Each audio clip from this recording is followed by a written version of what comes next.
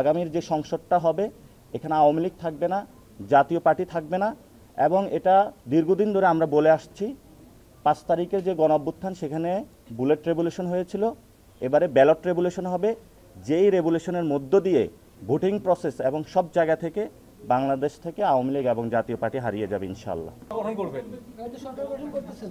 এই গণঅভ্যুত্থানে যেই সরকারটা হবে এই পার্লামেন্টে আমরা যেটা বলেছি, এই পার্লামেন্টে কোনো সরকারি দল বিরোধী দল পলিসিগত জায়গা থাকবে, যে একটা জায়গায় পার্লামেন্ট হবে আওয়ামী লীগের বিরুদ্ধে এবং জাতীয় পার্টির বিরুদ্ধে।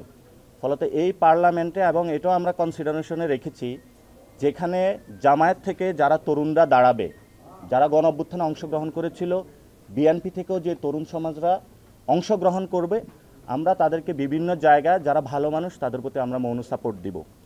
কিন্তু আমাদের যারা প্রার্থী থাকবেন আমরা কি প্রক্রিয়াগতভাবে বাছাই করব সেটাও আপনাদের সামনে আজকে স্পষ্ট করেছি।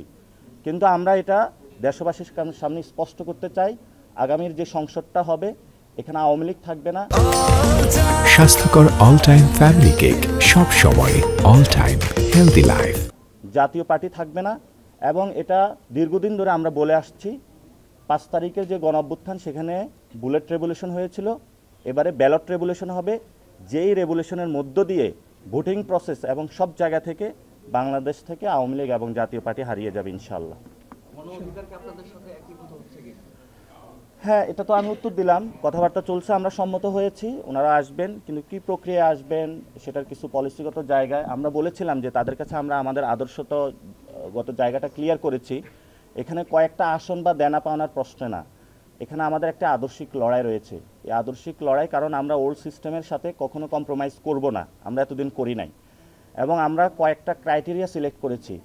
আগামীর ইলেকশনটা হবে সন্ত্রাসের বিরুদ্ধে, আগামীর ইলেকশনটা হবে চাঁদাবাজের বিরুদ্ধে, আগামীর ইলেকশনটা হবে দুর্নীতির বিরুদ্ধে, আগামীর ইলেকশনটা হবে নারীদের পক্ষে, আগামীর ইলেকশনটা হবে আলেমদের পক্ষে, আগামীর ইলেকশনটা হবে তরুণদের পক্ষে।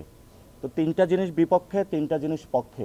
এই আদর্শিক জায়গাটা ক্রাইটেরিয়ার ভিত্তিতে আমাদের যারা হিন্দু ভাইরা রয়েছেন, বুদ্ধিস্ট ভাইরা রয়েছেন, অ্যাজ এ সমন্বিতভাবে আগামীর যে পার্লামেন্টটা হবে পুরো বাংলাদেশে যতগুলো জাতিসত্তা রয়েছে সবার একটা সম্মিলিত রূপ, নতুন একটি বাংলাদেশের স্বপ্নের আমরা যাচ্ছি ইনশাআল্লাহ।